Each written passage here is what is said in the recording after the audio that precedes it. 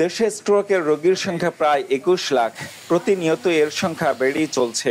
গবেষণা বলছে প্রতি ৪ জনের একজন স্ট্রোকের ঝুঁকিতে রয়েছেন। গত ৪০ বছরে রোগটির তীব্রতা শতভাগ বেড়েছে। দেশে মোট মৃত্যুর তৃতীয় কারণ স্ট্রোক।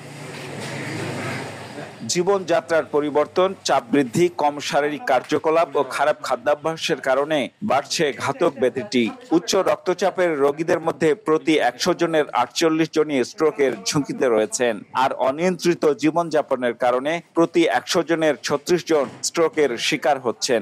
সবচেয়ে ভয়ানক ব্যাপার হচ্ছে দেশের ৯৫% রোগী ৪ ঘন্টার মধ্যে চিকিৎসা নিতে পারেন না।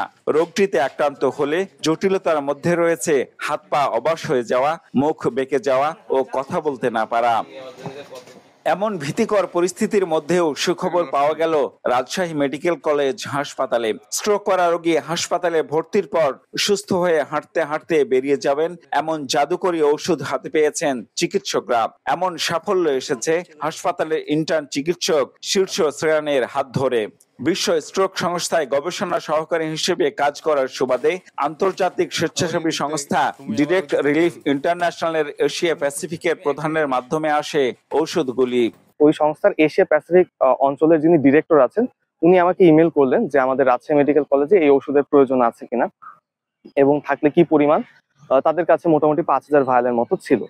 তো এই খবরটা পাওয়ার পরে আমি সরাসরি আমাদের ডিপার্টমেন্টগুলোর সাথে কথা বলি। তাদের মাধ্যমে পরবর্তীতে নির্ধারণ হয়েছে যে আমাদের মেডিকেলে কি পরিমাণ স্ট্রোক এবং হার্ট অ্যাটাকের পেশেন্ট আছে এবং কয়জনকে আমরা দিতে পারবো, যে সময়সীমা আছে এই ওষুধগুলোর।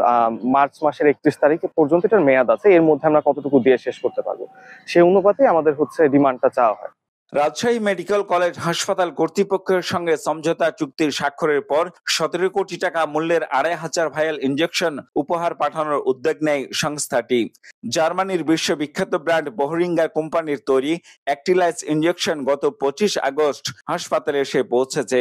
পরিবহন ও শুল্ক করসহ সকল খরচ দিয়েছে তারাই।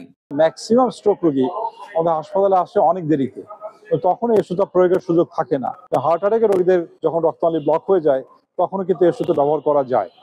তো যদি তোমরা এই দুটা ইন্ডিকেশনে আমাদের ব্যবহার করার অনুমতি দাও তাহলে আমরা ওষুধটা নিব, না হলে শুধু স্ট্রোক দিলে আমরা নিয়ে তোর ব্যবহার করতে পারবো না, ওষুধটা নষ্ট হবে, এত দামি ওষুধ। তো তখন তারা কয়েকদিন সময় চায়, তারপর তারা নিজেরা ডিসকাশন করে আমাদেরকে কয়েকদিন পরে জানায় যে না, তারা আমাদেরকে অনুমতি দিচ্ছে এবং আমরা দুইটা ইন্ডিকেশনে ব্যবহার করতে পারবো।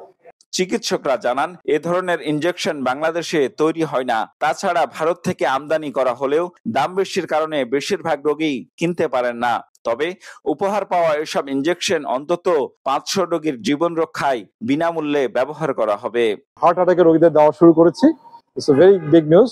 স্ট্রোক রোগীরা যদি ৪.৫ ঘন্টা আগে আসে, ৩ ঘন্টার মধ্যে যদি পৌঁছায়, তাহলে আমরা সিটি স্ক্যান করে রোগীটাকে কিন্তু আমরা স্ট্রোক রোগীদেরও আমরা এটা দিতে পারবো। এবং এমন হতে পারে যে রোগী প্যারালাইসিস নিয়ে আসছে, হেঁটেই বাড়ি চলে গেছে, এরকম হতে পারে।